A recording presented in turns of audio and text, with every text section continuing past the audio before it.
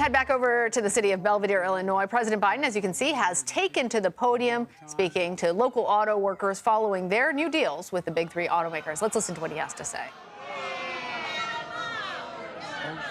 No, let it go. Let it, no. No, let it. It's okay. Anyway.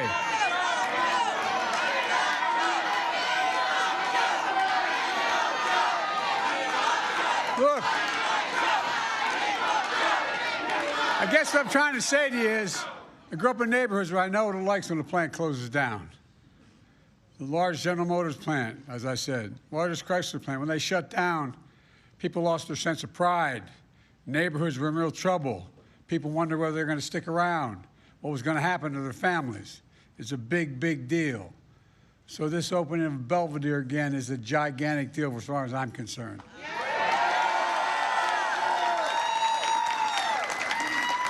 Matt, the UAW in Boone County is lucky to have you, pal. It's good to be in Illinois with so many friends. And Gov, you've done one hell of a job. You work so darn hard to get jobs back here in Belvidere. And by the way, you don't want to be on the other side of this guy. He knows what he's doing. And two members are here from the outstanding congressional delegation, Bill Foster and Eric Sorensen. Bill, where are you? There they are.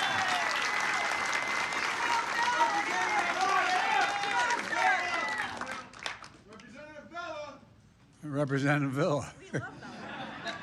Didn't know he's here. And look, one of your great senators, where are you? I'm sorry, man. And two of your great senators, Dick Durbin and Tammy Duckworth, can't be here because they're in Washington voting. But they had to stay back. And by the way, they fight tirelessly for the people of Illinois. And Durbin busted his neck in this job, too, as well. Look, folks, they've worked nonstop to bring good jobs back to Belvidere. Two people of my team are here who did so much to support UAW negotiations. Our acting Secretary of Labor, Julie Sue, where are you, Julie, and Gene Sperling. I think Sean would tell you they did a hell of a job, and thank you to all the state and local leaders here today. But most of all, to the members of the UAW, you're tough as they come. First outfit ever endorsed me as a 29-year-old kid when I was running for the United States Senate, and with me my whole career. You know, the fact is, it starts at the top, though, with Sean Fain. Sean, you've done one hell of a job, pal. When I called Sean to congratulate him on this historic deal with the big three automakers, he said the credit goes to all of you out there, and it does. And it may be true, but it doesn't hurt to have a leader with a backbone like a ramrod. And that's Sean. You know, he and the entire UAW proved what I've always believed. Wall Street didn't build America. The middle class built America. And unions built the middle class. That was true in the 20th century. It's still true today. And Americans know it. That's why unions are more popular today than they've been in decades. About 6 weeks ago, I went to Bellevue, Michigan, to join your brothers and sisters in the picket line. I brought back a lot of memories of my marching on picket lines as a United States Senator. But what I didn't realize was the first time a president ever did that. It was second nature. No, I'm serious. I didn't know that. That shirt looks good on you. Well, I tell you, I've worn this shirt a lot, man. You have no idea. I've been involved in the UAW longer than you were alive, man. Look, that day in Michigan, I said the auto strike was about a simple proposition. You guys sacrificed to save the automobile industry from the middle of a final. No, that's a fact. You did. Some of you weren't around. You were too young. But I mean it. But the financial crisis more than a decade ago. And now the auto companies were doing incredibly well. So auto workers should be doing incredibly well as well. You saved the auto industry, and they should step up for you. A simple proposition. You kept the picket line going for 46 days. Yep. You kept your negotiations working round the clock, negotiators. And in the end, the deal you reached set a new standard. Yeah. Over 30% increase in wages with cost of living adjustments. Yeah. Bigger pay increases over the next 4.5 years than the last 22 years combined. Greater retirement security, more paid leave, and commitments by the big three to create thousands more full-time middle-class jobs, investing tens of billions of dollars, building the auto future made in America. Look, folks, these deals are game changers. Not only for UAW workers, but for all workers in America. Yeah. Just ask the folks at Toyota, which last week announced it would significantly finally increase wages for their workers. You had no choice. They had no choice because of what you did. You helped everybody. Yeah. And look, I want to thank you for your commitment to the solidarity for exercising your right to bargain collectively. You made this happen. And it's by the way, it's a bigger thing I think even you all realize. You're changing the face of the country economically. I also want to recognize Ford, GM, and Stellantis. They negotiated ultimately in good faith. And as a result, all the workers will be rewarded. And the iconic big three are going to still lead the world in quality and innovation because of you. Yeah. Yeah. Look. But I'm a little selfish. I want this type of contract for all auto workers. Yeah. And I have a feeling UAW has a plan for that. Yeah. The future of the automobile industry will be made in America by American union workers. Yeah. And I see the future here in Belvidere. Belvidere Assembly Plant was the beating heart of this community for nearly 6 decades, just like it was back in Delaware, where I was raised. Yeah. 8 months ago, the plant idled indefinitely. 1,200 of you lost jobs. Yeah. When that happens, a community loses more than jobs. It loses a sense of pride, loses a sense of being, loses a sense of dignity. What do you turn and say to your kids? What do you say to one another? Everything changes. It's devastating. Then this June, I had a combination with Matt about from the local UAW, as he just described. He said, tell me, what's going on with Belvidere? He told me how critical it was to get that plan up and online again. So I told my team, make Stellantis know Belvidere is a priority. And I got on the phone and let him know personally I thought it was a priority. No.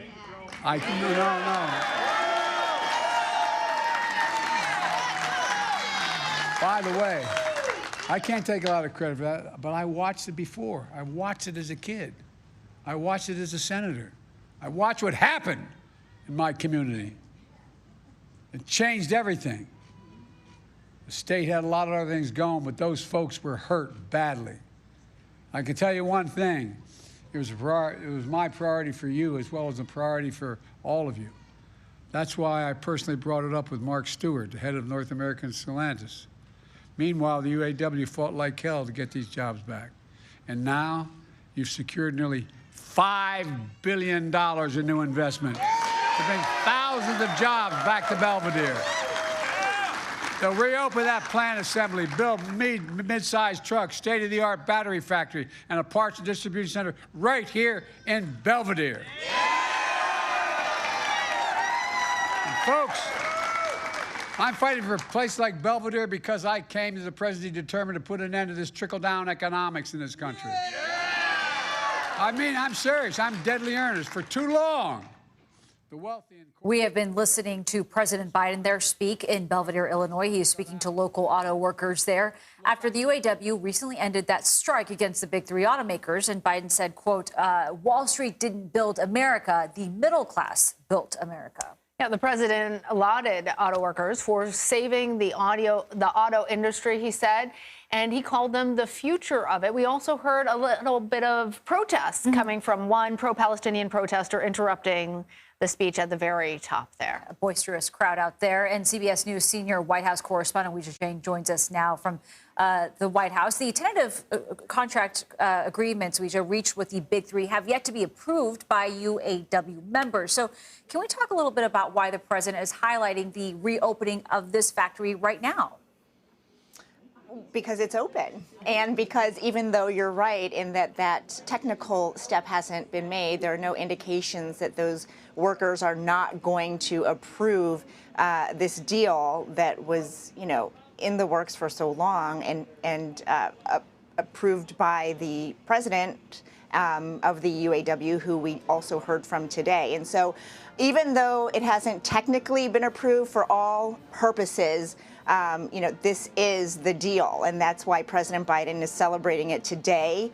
The administration saying that as a result of the deal, it will bring back 1,200 jobs and higher paying jobs, they added, and also add even more because Stellantis has committed to opening even more parts of this plant so they can add 1,000 additional jobs. So that is why the president is there reminding auto workers that he did play a significant role in this, that even though he wasn't able to do anything in terms of the negotiation, the fact that he went there and stood next to the workers at the picket line, it was unprecedented, and it really sent a big message to the auto companies, and I think it gave momentum to the workers to continue the strike. Yeah, hearing the president say that he picked up the phone and said as much to the president of Stellantis. But if we could, let's talk a little bit about Israel and Hamas. What we saw there was how this conflict has permeated all different aspects of the White House's attention, even in a conversation with UAW workers. So the White House announced today that Israel has agreed to implement these daily humanitarian pauses in northern Gaza. Walk us through the U.S.'s strategy behind this and what this is actually going to mean. So to be very clear, this is not a ceasefire, which is what many in the international community have called for. These are what Israel is calling tactical pauses, humanitarian pauses, if you ask the administration here. And, these semantics are really important because Israel has said they will not even consider a ceasefire, which is a truce, essentially, and an end to all the fighting unless all the hostages are released. So we are not there yet. But where we are at is these daily 4-hour tactical pauses in order to get more aid in and more people out who want to try to evacuate. And so the U.S. claims that this agreement was the direct result of talks between U.S. and Israel. And we know, because today President Biden confirmed himself, that he asked the prime minister for a 3-day humanitarian pause. And even though he did not agree to that, to 3 consecutive days, this is really significant because what this means is that in areas in northern Gaza, to be clear, not all of Gaza, but northern Gaza, where people can evacuate and where aid can come in, every day there will be a pause in military operations for up to 4 hours. And that means, again, that there can be an exchange of people and goods because so many are trying to get out of the area. And that's very difficult, as you can imagine, if there is not a temporary halt on fire from the air or in the ground. So that's why this is really significant, and it's what the U.S. has been pushing for. But again, this is not a total ceasefire in any way, which again is what there's mounting pressure for from the international community. An important point of clarification there. And the president was also asked about his interactions with Netanyahu, if he was frustrated about that. Can you talk a little bit about his response? Well, the president will never outright say that he is frustrated. And from the beginning, it is really important that the U.S. maintains an air of partnership and solidarity. And, he said that he is committed to continuing these conversations. Of course, the president had wanted the tactical pauses to happen sooner. This is something that he has been talking about, but this is a really significant development. And, whether that is enough time for some of these hostages and people to get out is also to be seen because, when you're talking about getting out, 4 hours may seem like a lot, but there are a lot of steps that have to be taken.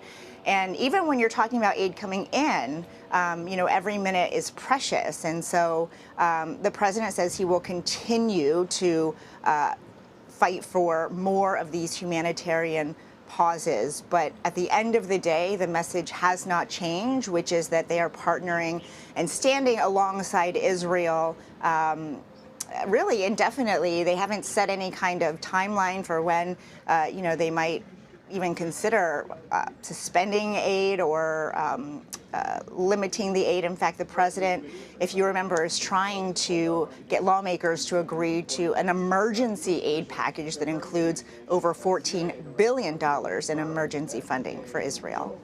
Weijia Jiang at the White House. Weijia, thank you. Sure.